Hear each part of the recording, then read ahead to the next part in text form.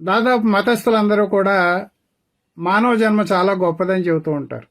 దేవుడి సంకల్పంతోనే మనం మనుషులుగా పుట్టామని, ఇతర జీవజాతుల కంటే మానవ జన్మ చాలా ఉన్నతమైనదని అందరూ చెప్పడం మనకు తెలుసు. కానీ ఓ పక్క మానవ జన్మ చాలా గొప్పదని చెబుతూనే మరో పక్క పుట్టిన దగ్గర నుంచి చచ్చేంత వరకు, చచ్చిన తర్వాత కూడా అశౌచాన్ని పాటించాలని ధర్మశాస్త్రాలు చెబుతున్నాయి. ముఖ్యంగా ఈ విషయంలో హిందూ ధర్మశాస్త్రాలు మిగతా మతాల కంటే ఒక ఆకు ఎక్కువే చదివాయి.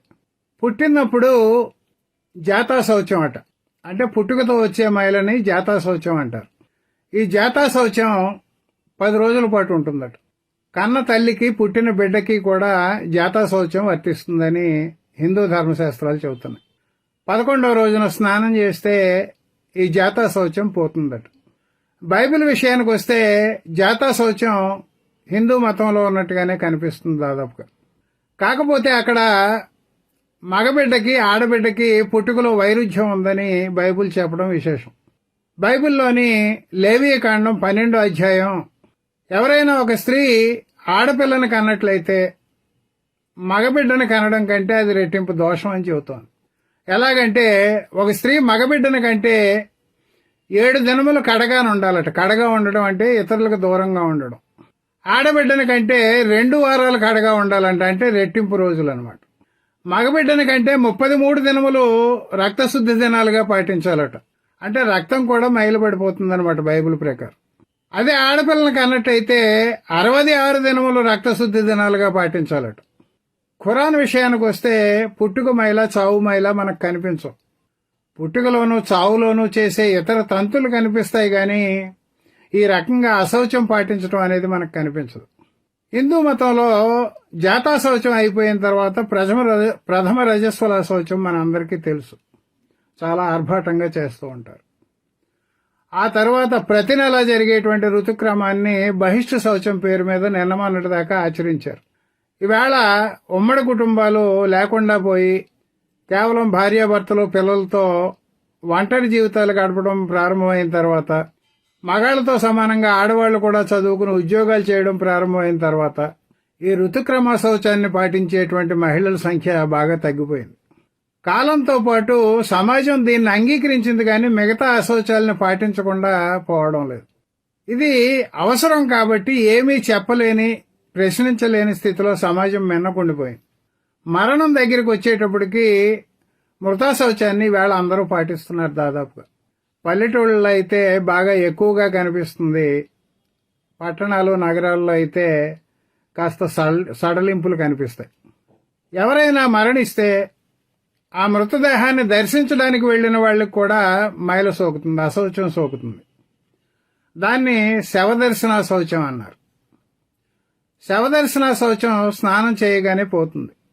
ఈవేళ శవదర్శన శౌచంతో పాటు శ్మశాన దర్శన శౌచం కూడా చాలా చోట్ల అమల్లో ఉంది. ఇవి ధర్మశాస్త్రాలు చెబుతున్న దాన్ని తూచా తప్పకుండా ఈవేళకి ఆచరిస్తూనే ఉన్నారు. శ్మశాన దర్శన శౌచం కానీ శవదర్శన శౌచం కానీ సంభవిస్తే అక్కడికి వెళ్లిన వాళ్ళు కట్టుబట్టలతో స్నానాలు బయటే చేసి ఇంటికి వెళ్తున్నారు తప్ప ఇంటికెళ్లి స్నానం చేయడం లేదు. ఈవేళ మనందరికీ అనుభవంలోకి వచ్చిన విషయం ఇది. ఇది ఎందుకు వచ్చింది ఆచరణలోకని ప్రశ్నిస్తే, ఒకప్పుడు ప్లేగు, కలరా వంటి అంటువ్యాధులతో ఊళ్లకు ఊళ్లే మరణించడం జరిగేది. అలాంటి సందర్భాల్లో అంటువ్యాధితో మరణించిన వ్యక్తి మృతదేహాన్ని దర్శించి వస్తే మనకు కూడా అది సోకేటువంటి, ఆ జబ్బు సోకేటువంటి అవకాశం ఉంటుంది కాబట్టి, లేదా ఆ మృతదేహం వెంట శ్మశానానికి వెళ్తే మనకు కూడా సోకేటువంటి అవకాశం ఉంటుంది కాబట్టి కట్టుబట్టలతో స్నానం చేసి ఇంటికి వెళ్తే మంచిదని చెప్పి ఆ రోజుల్లో భావించారు. ఈవేళ మనం కరోనా సమయంలో ఇదే రకంగా అశౌచాన్ని పాటించడం మనకు తెలుసు. మైల పేరు మీద కాకపోయినా ఆ జబ్బు సోకుతుందనే భయం పేరు మీద మనం కట్టుబట్టలతో స్నానాలు చేసి వచ్చాం, ఒకవేళ కరోనాతో మరణించిన వాళ్ళ మృతదేహాన్ని దర్శిస్తే. నిజానికి ఇది ఒకప్పటి అవసరం, ఈవేళ అవసరం కాదు. అంటురోగాలకి టీకాలు కనుగొన్న రోజుల్లో ఎవరైనా మరణించినప్పుడు మనకు ఆ జబ్బులు అంటుకుంటాయని స్నానం చేయడం తప్పు పట్టాల్సిన అంశం కాదు. ఈవేళ గుండెపోటుతో మరణించిన, యాక్సిడెంట్లో మరణించిన, వృద్ధాప్యంతో మరణించిన, మరే ఇతర కారణాలతో మరణించిన, అంటువ్యాధులతో కాకుండా ఇతర కారణాలతో మరణించినా సరే మనం శవ దర్శన శౌచాన్ని, శ్మశాన దర్శన శౌచాన్ని పాటిస్తూ కట్టుబట్టలతో స్నానాలు చేసి ఇంటికి వస్తున్నాం. ఇలాంటి సందర్భాల్లో మనం ఇంటికి వెళ్లి రోజు చేస్తున్నట్టుగా బాత్రూంలో బట్టలు మార్చుకుని స్నానం చేస్తే కొంపలు అంటుకుపోయేదేమీ లేదు. ఇకపోతే మరణించిన వ్యక్తి కుటుంబ సభ్యులు ఏ రకంగా అశౌచాన్ని పాటించాలనేది ధర్మశాస్త్రాలు చాలా స్పష్టంగా పేర్కొన్నాయి. అది ఇవాళకి కూడా అనూచానంగా చాలా మంది ఆచరిస్తూనే ఉన్నారు. ఎవరైనా మరణిస్తే ఆ కుటుంబానికి సంబంధించిన వాళ్ళందరూ కూడా 10 రోజుల పాటు మైల పాటించాలి. దీన్ని మృతా శౌచం అంటారు. పైగా ఇందులో కులాన్ని బట్టి ఆ మైలు ఎన్ని రోజులు పాటించాలనేది మారిపోతూ ఉంటుందని ధర్మశాస్త్రాలు చెబుతున్నాయి. బ్రాహ్మణులకైతే 10 రోజులు, క్షత్రియులకైతే 11 రోజులు, వైశ్యులకైతే 12 రోజులు, శూద్రులకైతే 15 రోజులు అని చెబుతున్నాయి. అంటే కులాన్ని బట్టి మైల ఎలా మారిపోతుందో నాకైతే అర్థం కాల. ఇక్కడ కూడా కులం పేరిట హెచ్చు తగ్గుల్ని మనం గమనించగలం ఈ వ్యత్యాసాన్ని గనక గమనించినట్లయితే. మళ్లీ ఇక్కడ ఈ 10 రోజుల మైల ఎవరికి ఉంటుందనే దాని మీద ఒక వివరణ ఇవ్వడం జరిగింది. చచ్చిపోయిన వ్యక్తి సంతానం ఎవరైతే ఉన్నారో బతికున్న వాళ్ళు, ఆ సంతానం నుంచి 7 తరాలు వెనక్కి లెక్కెట్టుకుంటూ పోతే వాళ్ళకి 10 రోజుల మైల వర్తిస్తుందట. 7 తరాల నుంచి 14 తరాల వరకు ఉన్న వాళ్ళకి 3 రోజుల మైలు వర్తిస్తుందట. 14 తరాల నుంచి 21 తరాల దాకా ఉన్న వాళ్ళకి 1 రోజు మైలే వర్తిస్తుందట. అంటే కబురు తెలియగానే స్నానం ఆచరిస్తే అశౌచం పోయినట్టేనట. ఈవేళ ఒంటరి జీవితాలు పెరిగి ఉమ్మడి కుటుంబాలు కనుమరుగు అయిపోయిన తర్వాత అసలు 7 తరాల బంధుత్వాలు తెలిసిన కుటుంబం ఒక్కటైనా ఉంటుందా అంటే అనుమానమే. ఈవేళ పెరుగుతున్న యువతని మీ నాన్న తరపు నుంచి కానీ మీ అమ్మ తరపు నుంచి కానీ 2-3 తరాలు చెప్పగలవా అంటే నోరెళ్లబెడుతున్నారు. అటువంటిది 14 తరాల నుంచి 21 తరాల దాకా కూడా వెనక్కి వెళ్ళి అశౌచం పాటించాలని చెప్పి స్మృతులు చెబుతున్నాయి. బతికున్న వ్యక్తి నుంచి 7వ తరం దాకా ఉన్న వాళ్ళని సపిండీకులు అంటారట. 7వ తరం నుంచి 14వ తరం దాకా ఉన్న వాళ్ళని సమాన చోదకులు అంటారట. 14వ తరం నుంచి 21వ తరం దాకా ఉన్న వాళ్ళని సగోత్రీకులు అంటారట. వీళ్ళందరూ వాళ్ళకి చెప్పిన దాన్ని బట్టి అశౌచాన్ని పాటించాలి. ఈ డైరెక్ట్ గా జన్యుపరమైన సంబంధం లేకుండా దగ్గర బంధుత్వం ఉండేటువంటి వాళ్ళు చాలా మంది ఉంటారు. ఆ దగ్గర బంధుత్వం ఉండే వాళ్ళు పాటించాల్సిన అశౌచం గురించి కూడా స్మృతులు చెప్పాయి. దగ్గర బంధువులందరూ కూడా పక్షిజ్ఞా శౌచం పాటించాలని చెప్పాయి. పక్షిజ్ఞా శౌచంలో మళ్లీ ద్విగుణ పక్షిణి అని చెప్పి 2 రకాలు ఉన్నాయట. ద్విగుణ పక్షిణి అంటే 3 పగళ్ళు 2 రాత్రులు అట. పక్షిణి అంటే 2 పగళ్ళు 1 రాత్రి అన్నట. మళ్లీ దీని మీద నిఘంటువులు స్మృతులు పరస్పరం విభేదిస్తున్నాయి. అంటే దగ్గర బంధువులు కూడా వాళ్లతో డైరెక్ట్ గా జన్యుపరమైన సంబంధం లేకపోయినప్పటికీ కూడా మైలని ఆచరించాలి. ఇకపోతే కుటుంబానికి ఆ 10 రోజుల మైలుతో పాటు ఏడాది వరకు మైలు ఉంటుందట. అందువల్లనే ఆ ఇంట్లో ఏడాది వరకు కూడా అశౌచపు కాలం పూర్తయ్యేంత వరకు ఏ శుభకార్యం చేయకూడదని చెప్పి ఒక నమ్మకం కూడా చాన్నాళ్లుగా వస్తుంది. ఎవరైనా మరణిస్తే ఆ ఇంట్లో 1 ఏడాది వరకు వాళ్ళ అబ్బాయికి పెళ్లి చేయకూడదు. అమ్మాయికి మాత్రం చేయొచ్చట. మళ్ళీ అమ్మాయికి చేస్తే కన్యాదాన ఫలం వస్తుంది కాబట్టి ఆ ఫలం ఈ అశౌచాన్ని కొట్టేస్తుందట. పైగా ఇక్కడ ఎవరైనా చచ్చిపోయినప్పుడు మన అందరికీ తెలుసు గుండు కొట్టిస్తూ ఉంటారు. గుండు కొట్టించి వెనకాల ఒక పిలక పెడతారు. గుండె ఎందుకు కొట్టిస్తున్నారయ్యా అంటే ఏ వ్యక్తికైనా తాను చేసేటువంటి పాపాలన్నీ కూడా నెత్తి మీద ఉన్న జుట్టులోకి చేరతాయట. పరాశర స్మృతి 9:55 ఈ విషయాన్ని స్పష్టంగా చెబుతోంది.